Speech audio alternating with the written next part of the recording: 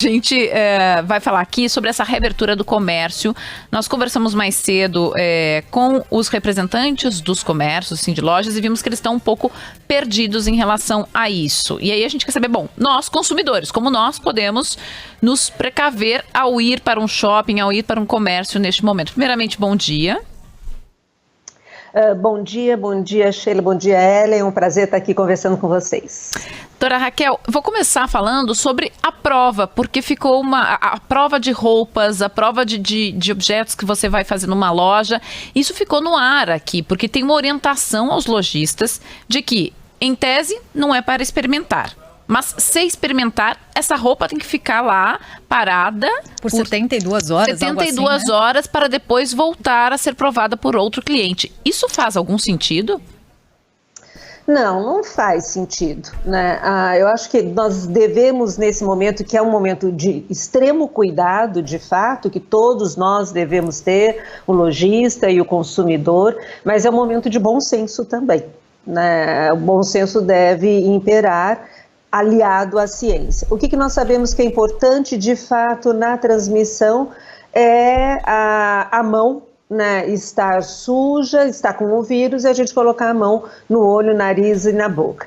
Então a gente deve sair com a máscara, acho que voltaremos a falar disso. Em relação às roupas em si, provar a roupa em si, né, não vai ser um mecanismo de transmissão aí do coronavírus. Né, é só eu fechar bem o meu lábio na hora até de colocar a boca, a gente já faz isso, ainda mais quando a gente está de batom, não é?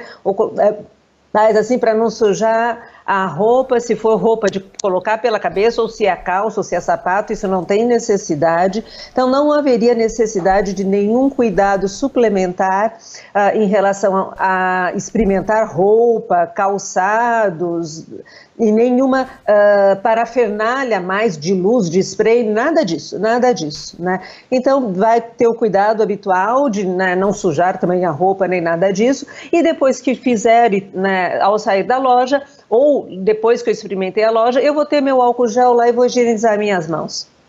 Isso é importante, né? Os estabelecimentos precisam disponibilizar o álcool gel, tem uma série ali de medidas nesse protocolo que os lojistas precisam respeitar. Agora, a gente sabe que nem todo mundo vai acabar respeitando isso mesmo, ou começa de um jeito e lá na frente talvez isso acabe sendo descumprido.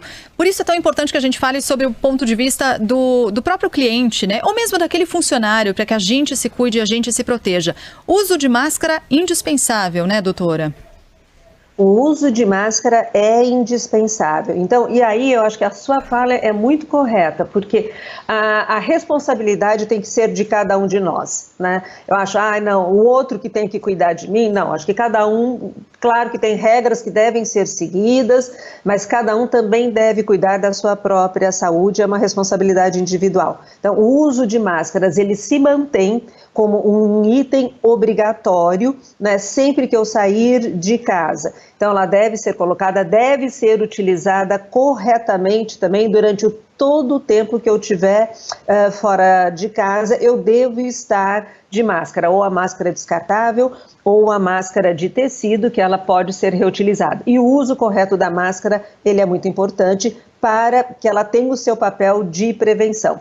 Lembrando que só a máscara, ela não é suficiente. Então, o distanciamento social, a higienização das mãos são medidas complementares muito importantes também para evitar a transmissão.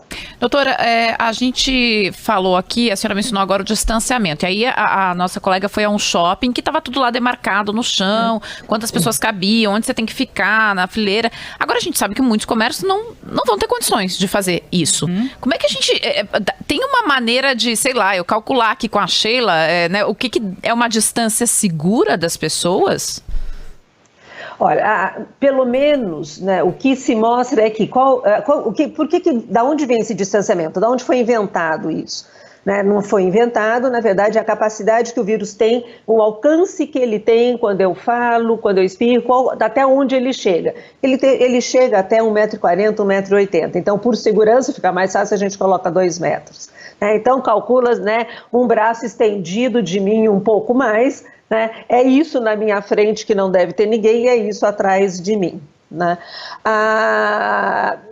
em algumas cidades, aqui no interior, por exemplo, né, aqui em Campinas, nós estamos com 100% dos leitos ocupados de UTI. Então não tem leito para mim, para o meu vizinho, para o meu marido, não tem leito para ninguém. Então, não é o momento da gente sair. Outras cidades, isso já está melhor e essa flexibilização, ela pode acontecer. Mas esses cuidados têm que ser mantidos. Então, um pouco mais do que o meu braço é a distância ideal. E daí, cada um vai ter que cuidar do seu quadrado. Sabe que é difícil, né, doutora? Porque, e a gente ouviu mesmo da própria prefeitura, no caso da capital paulista, por meio da secretária de trabalho, com quem a gente conversou ontem, né, do trabalho e empreendedorismo, e ela falou, olha, a gente também vai precisar contar muito com o bom senso das pessoas, e aí é um perigo quando a gente precisa contar com o bom senso das pessoas. Qual é a recomendação, caso, e aí, bom, entramos no campo do comportamento, inevitavelmente, qual é a recomendação se o sujeito está ali colado em mim? Eu, enfim, preciso me distanciar, tem algum tipo de intermediação que um lojista eventualmente vai fazer? Quer dizer, a gente vai entrar num campo do comportamento, como eu disse, mas de mediação de conflitos. É quase isso, não é, doutora? Eu acho assim, assim, o comportamento é muito complicado mesmo, né, da gente entender. Nós vimos em várias cidades com a abertura de comércio, o comércio abria meio-dia, às 10 horas as pessoas já estavam grudadas, né, umas nas outras, esperando por 2 horas a abertura de uma loja.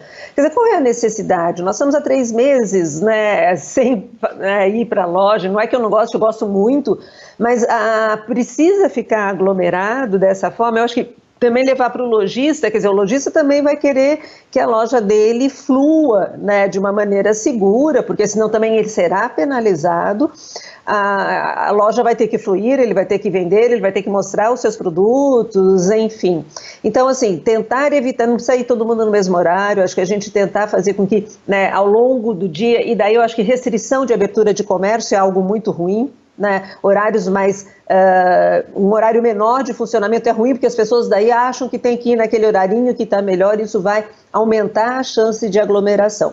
Agora, se eu estiver sempre com a minha máscara sendo corretamente usada e higienizando as mãos, mesmo próximo eu tenho uma chance menor, mas o ideal é tentar, assim, tem um coladinho em mim, tá bom, eu saio, vou dar uma volta e volto depois, venho num horário que eu acho que é mais tranquilo, enfim, para tentar realmente evitar a aglomeração nesse momento. Certo, a gente conversou aqui com a médica infectologista, professora da Faculdade de Ciências Médicas da Unicamp, Raquel Stutt. Doutora, muito obrigada. Eu que agradeço, saúde, vamos nos cuidar, né, e até a próxima, se Deus quiser.